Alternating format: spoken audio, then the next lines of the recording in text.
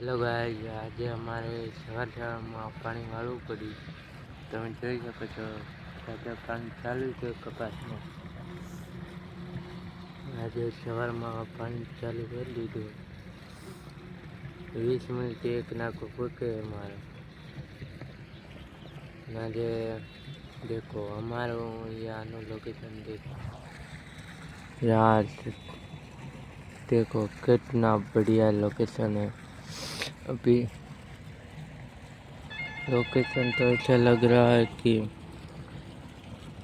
क्या एक नंबर है लोकेशन।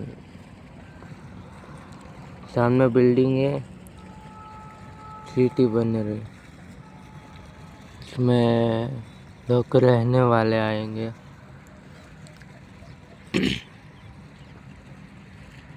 भाड़े मकान मिल जाएंगे उसमें। तो જોઈ શકો છો તમે આજનો વ્લોગ. આજે અમારે પાણી વાળવું પડ્યું. અને તમારે વ્લોગ ગમ્યો હોય તો લાઈક અને શેર અને સબસ્ક્રાઈબ કરી લેજો. તો દેશી વ્લોગ છે એની માટે